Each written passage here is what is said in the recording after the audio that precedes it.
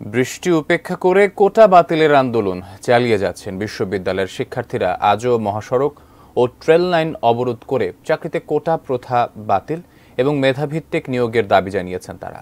Desk রিপোর্টে বিস্তারিত।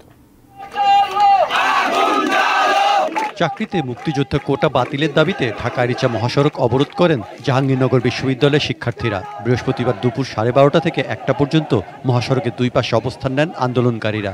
এ সময় মহাসড়কে দীর্ঘ যানজটের সৃষ্টি হয়। সকালে রাজশাহী বিশ্ববিদ্যালয়ের শিক্ষার্থীরা ক্যাম্পাসের প্যারিস রোডে সমবেত হন। পরে তারা বিক্ষোভ মিছিল নিয়ে ক্যাম্পাসের প্রধান ফটকের সামনে প্রায় 1.5 ঘন্টা ঢাকা রাজশাহী মহাসড়ক অবরোধ করেন। তখন সব ধরনের যানবাহন চলাচল বন্ধ হয়ে যায়। দুপুরে বরিশাল বিশ্ববিদ্যালয়ের শিক্ষার্থীরা সড়ক অবরোধ করে বিক্ষোভ করেন। ফলে বরিশাল পটুয়াখালী সড়কে যানবাহন চলাচল বন্ধ থাকে। চট্টগ্রাম রাঙামাটি সড়ক অবরোধ করে ছাত্র সমাবেশ করেছেন চট্টগ্রাম বিশ্ববিদ্যালয়ের শিক্ষার্থীরা। পরে পুলিশ গিয়ে তাদের সরিয়ে দিলে যান চলাচল স্বাভাবিক হয়। একই দাবিতে মানববন্ধন ও বিক্ষোভ সমাবেশ শেষে রেলপথ অবরোধ করেন বাংলাদেশ কৃষি বিশ্ববিদ্যালয়ের শিক্ষার্থীরা। এ সময় ময়মনসিংহ কৃষি বিশ্ববিদ্যালয়ের পাশের জব্বার আলী মোড়ে ঢাকা থেকে ছেড়ে যাওয়া জামালপুর এক্সপ্রেস ট্রেনটি আটকা পড়ে।